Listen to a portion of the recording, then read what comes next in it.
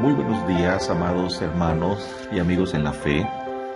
Con el gusto de siempre les saludo. Bienvenidos a nuestro canal oficial de YouTube y muchas gracias por dirigir su atención a una lección más de nuestra escuela dominical.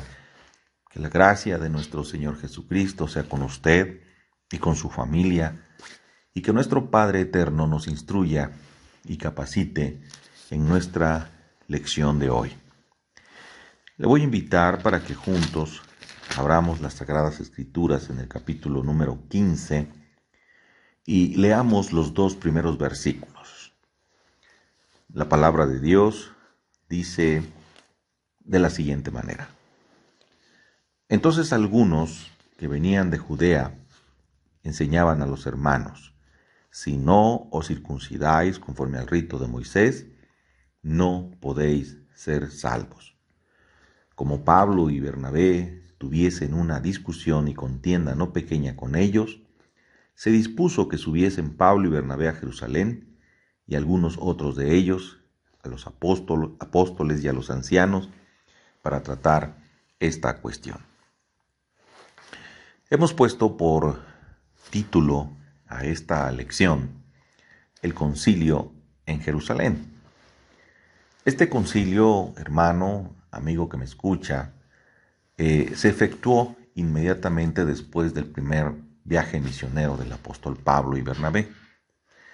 El concilio, hermano, consistió en una asamblea entre los principales líderes de la iglesia, Pedro, Pablo y Santiago, que discutieron asuntos de doctrina y disciplina causados por las diferencias entre judíos y gentiles.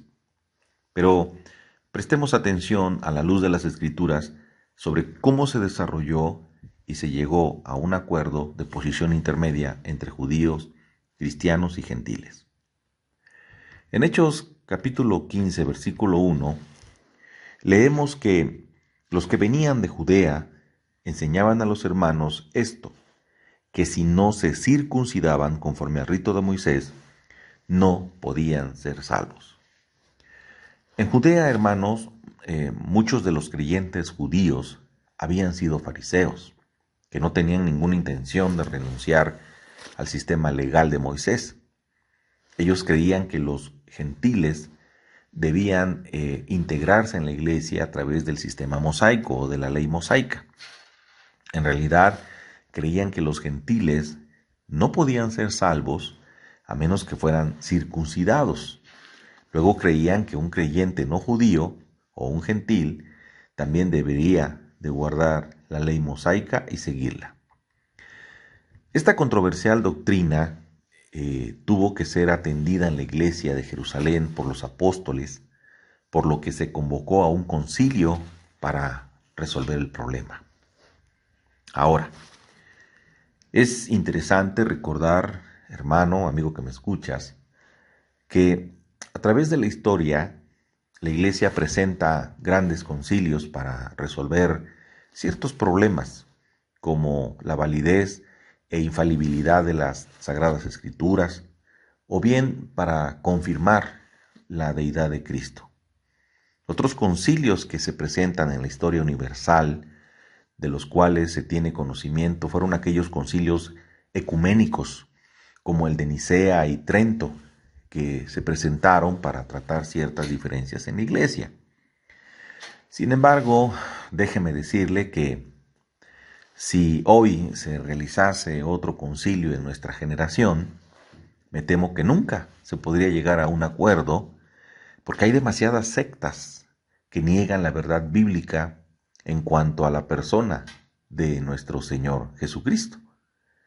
Entonces, un concilio que no pueda llegar a acuerdos alrededor de la persona de nuestro Señor Jesucristo no sería realmente un concilio de la iglesia, porque la persona del Señor Jesucristo debe ser el centro mismo de la iglesia.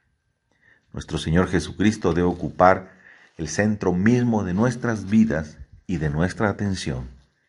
El Señor Jesucristo debe ser una parte integral de nuestra vida diaria, de todas las situaciones de la vida, de nuestros pensamientos, de nuestras atenciones y de servicio, por supuesto. Regresando a este concilio en Jerusalén, vemos que fue un grupo sobresaliente el que se reunió allí, convocado para considerar este tema importante: la ley frente a la gracia o la ley frente a la libertad cristiana. Entonces, el versículo 1 dice que entonces algunos que venían de Judea enseñaban a los hermanos que si no se circuncidaban conforme al rito de Moisés, no podían ser salvos. Aquí está el punto crucial del asunto. En verdad, hermano, ¿el creyente debía practicar la circuncisión para ser salvo? Ahora, veamos lo que dice el versículo número 2. Como Pablo y Bernabé tuviesen una discusión y contienda no pequeña con ellos, se dispuso que subiesen Pablo y Bernabé a Jerusalén y algunos otros de ellos, a los apóstoles y a los ancianos, para tratar esta cuestión. Observamos aquí que Pablo y Bernabé tuvieron una discusión y contienda no pequeña. Esto quiere decir que tuvieron una acalorada discusión. Tenemos que darnos cuenta que en realidad era el Evangelio lo que estaba en cuestión en este concilio, hermanos. Recuerde usted que hemos estudiado en detalle la carta que Pablo escribió desde Antioquía a las iglesias de Galacia, advirtiendo de los falsos maestros que estaban ocupados en trastornar el Evangelio a las iglesias de Galacia. Y nuevamente, estos judíos religiosos estaban haciendo exactamente lo mismo en Antioquía. Ellos decían que no podían ser salvos si no eran circuncidados.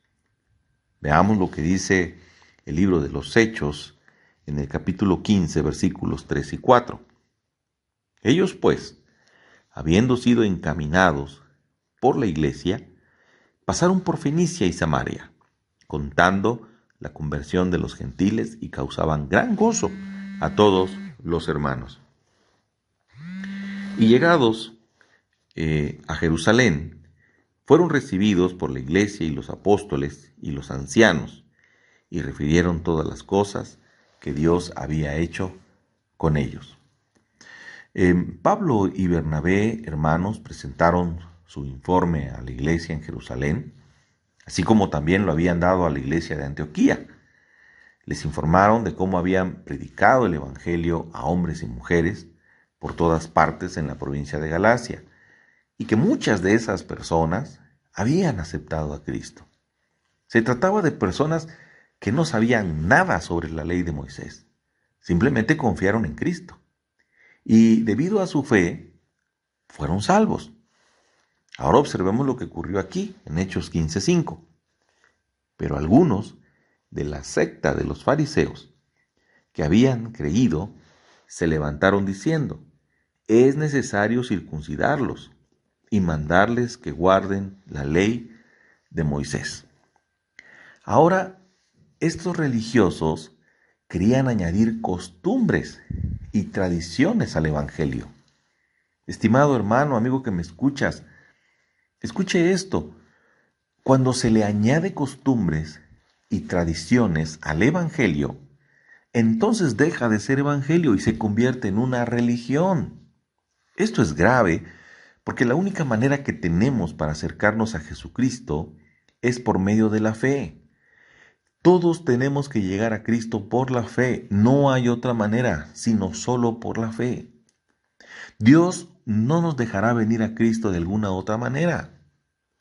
El mismo Señor Jesucristo dijo en el Evangelio según San Juan capítulo 14, versículo 6, yo soy el camino y la verdad y la vida. Nadie viene al Padre sino por mí. Incluyó en esta declaración, por supuesto, a todo el mundo. Este era el asunto que se discutía en el concilio de Jerusalén. Veamos ahora lo que dice el versículo 6. Y se reunieron los apóstoles y los ancianos para conocer de este asunto. Los apóstoles y los ancianos se reunieron y hubo mucha discusión ese día, hermanos. Fue una reunión tensa seguramente. pero era necesario que se tomara una decisión y Simón Pedro fue el primero en expresarse en cuanto a este asunto. Versículo 7. Y después de mucha discusión, Pedro se levantó y les dijo: varones, hermanos, vosotros sabéis cómo ya hace algún tiempo que Dios escogió que los gentiles oyesen por mi boca la palabra del Evangelio y creyesen. Ahora, no creemos, hermanos, que esta fuera la primera vez que Pedro habló aquí, en este concilio. Si se hubiera quedado callado todo este tiempo de discusión, pues no habría actuado conforme a su carácter. Pero en este momento, Pedro da un resumen en cuanto a este asunto. Recordemos que esta no era una nueva decisión para Pedro. Él ya había declarado lo mismo el día de la conversión de Cornelio. En aquella ocasión, Pedro mismo había quedado impactado antes de comprender la verdad de aquella visión. Se le había encargado la misión de entrar en el hogar de un no judío, de un gentil, para predicar el Evangelio sin la añadidura de la ley. Estaba proclamando el Evangelio a personas no circuncidadas, que no seguían la ley mosaica y que seguramente comían carne de cerdo, y sin embargo fueron salvas. En los versículos 8 y 9 dice la palabra de Dios: y Dios, que conoce los corazones, les dio testimonio dándoles el Espíritu Santo lo mismo que a nosotros. Y ninguna diferencia hizo entre nosotros y ellos, purificado por la fe de sus corazones.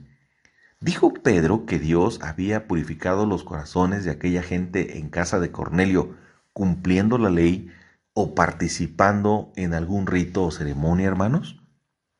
Claro que no. Simplemente fue por la fe. Es como si Pedro en esta reunión de Jerusalén les hubiera dicho: fui a casa de Cornelio y les presenté el Evangelio. Creyeron y fueron salvos. El Espíritu Santo vino sobre ellos tal como había venido anteriormente sobre nosotros en Jerusalén. Algo así les estaba diciendo Pablo, en otras palabras.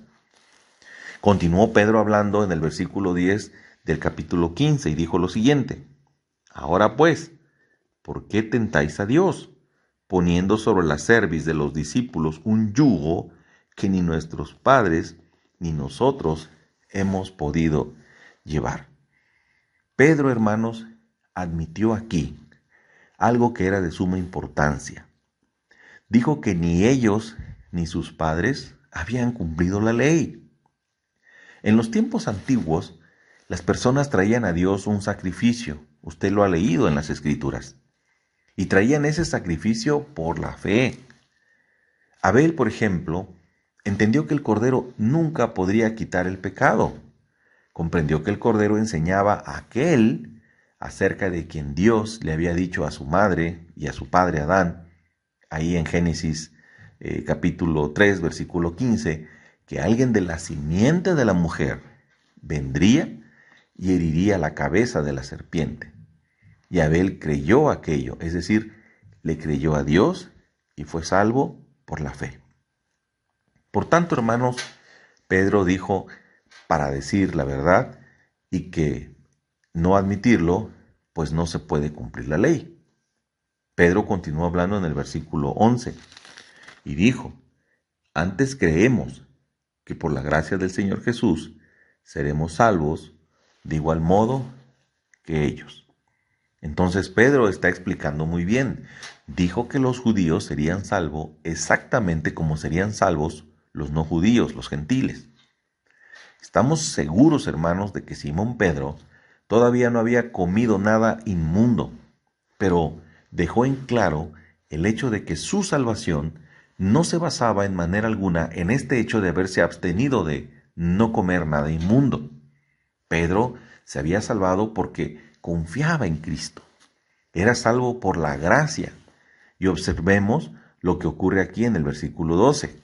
Dice la palabra: entonces toda la multitud cayó y oyeron a Bernabé y a Pablo, que contaban cuán grandes señales y maravillas había hecho Dios por medio de ellos entre los gentiles. Muy bien, ahora el siguiente que se levanta para hablar fue Jacobo.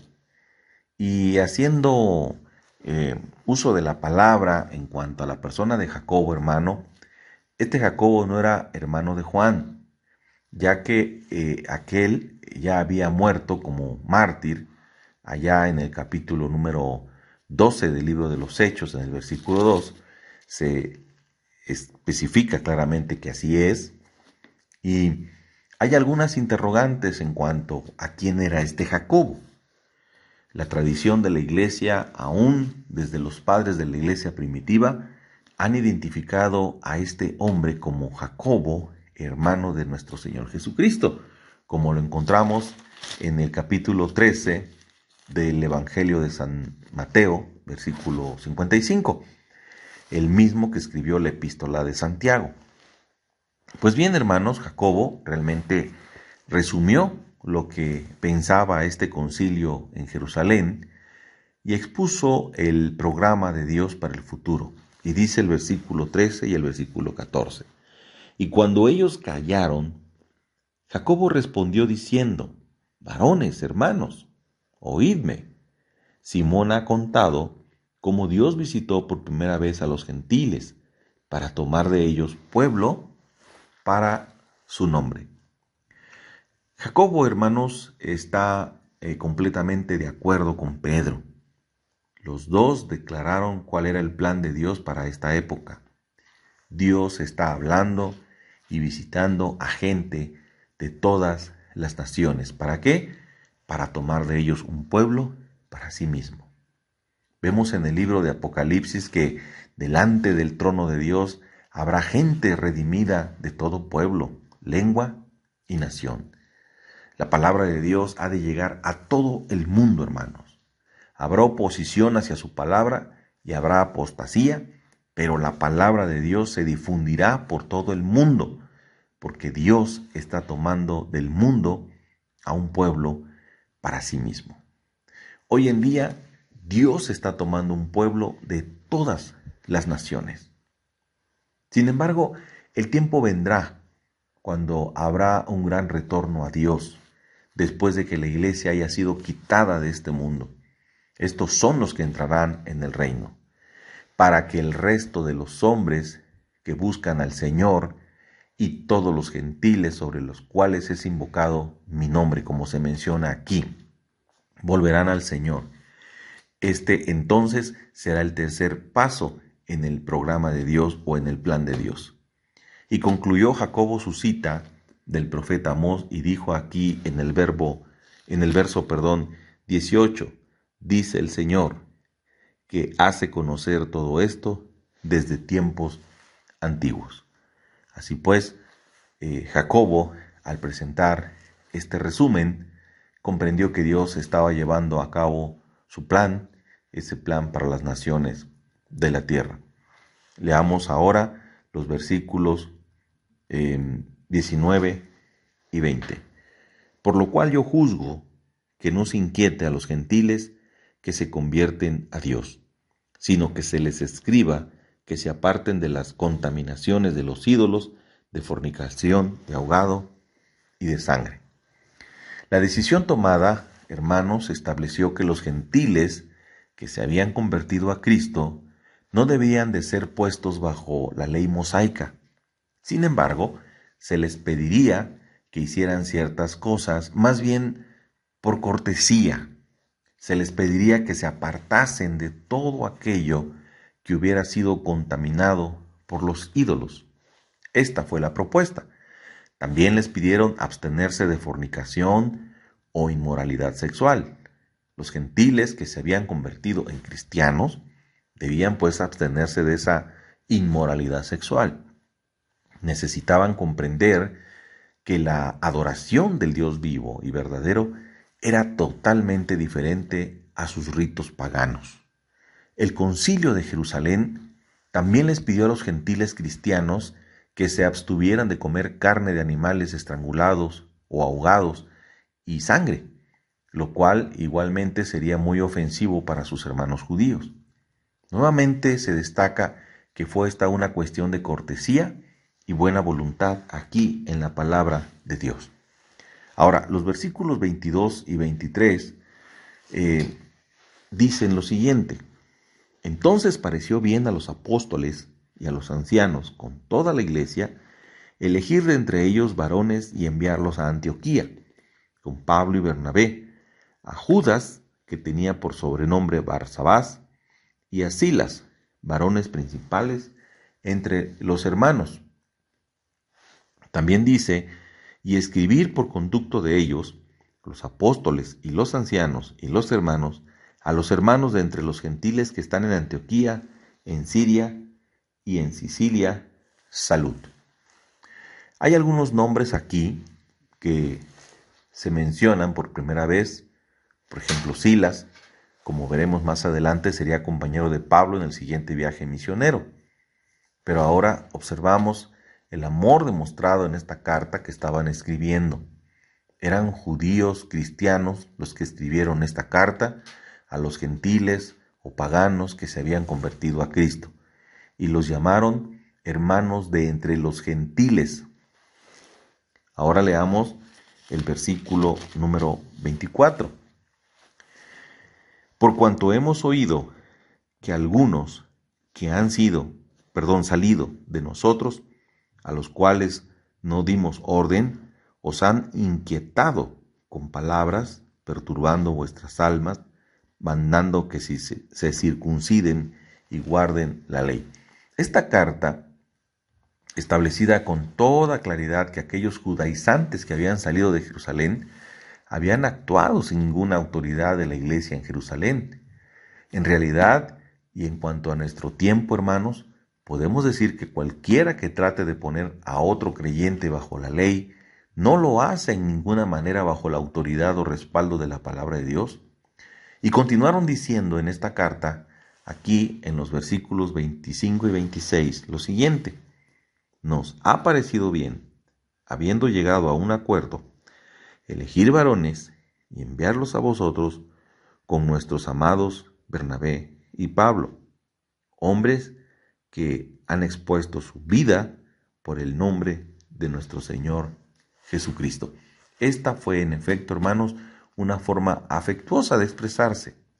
La iglesia enviaba a hombres que habían sido probados, hombres que habían arriesgado sus vidas.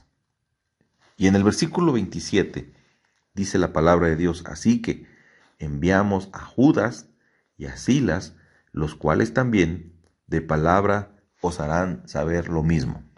Podemos ver que si hubieran enviado solamente a Bernabé y a Pablo, la gente podría haber dicho, bueno, era de esperar que estos hombres trajeran un informe como este. De modo que enviaron también a Judas y a Silas para confirmar el hecho de que esta era la decisión unánime del concilio.